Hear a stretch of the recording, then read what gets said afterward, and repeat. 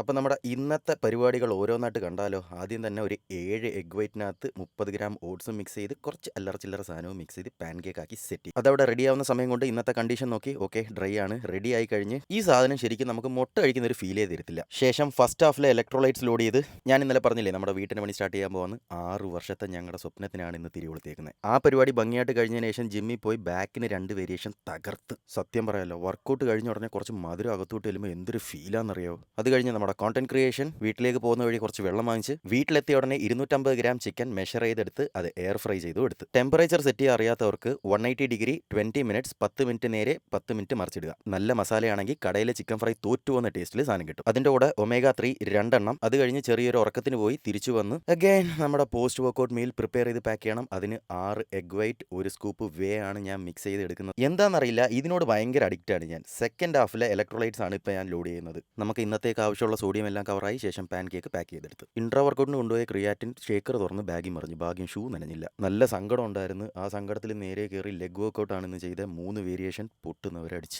ഇന്ന് ഫോക്കസ് ചെയ്തത് full ഹാംസ്ട്രിങ്സിനായിരുന്നു. Wait training കഴിഞ്ഞ് കുറച്ച് നേരം റെസ്റ്റ് ചെയ്തതിനു ശേഷം 30 മിനിറ്റ് ഇൻക്ലൈൻ വാക്ക് ചെയ്ത് അതും തീർത്തിട്ട് കൊണ്ടുപോയ പാൻ കേക്കും കഴിച്ച്. ആഗ്രഹവും ആത്മാർത്ഥമായ അധ്വാനവും ഉണ്ടെങ്കിൽ നമ്മൾ വിചാരിച്ച കാര്യം ആരൊക്കെ എങ്ങനെയൊക്കെ തടഞ്ഞാലും നമ്മളി വന്നു ചേരും. വീഡിയോ ഇഷ്ടപ്പെട്ട പേജ് ഫോളോ ചെയ്ത് സപ്പോർട്ട് ചെയ്യണേ. ഇന്നത്തെ കാര്യം അത്രയേ ഉള്ളൂ. നാളെ ഒരു പുതിയ വ്ളോഗുമായി വീണ്ടും ഞാൻ വരാം. Until then it's bye from me.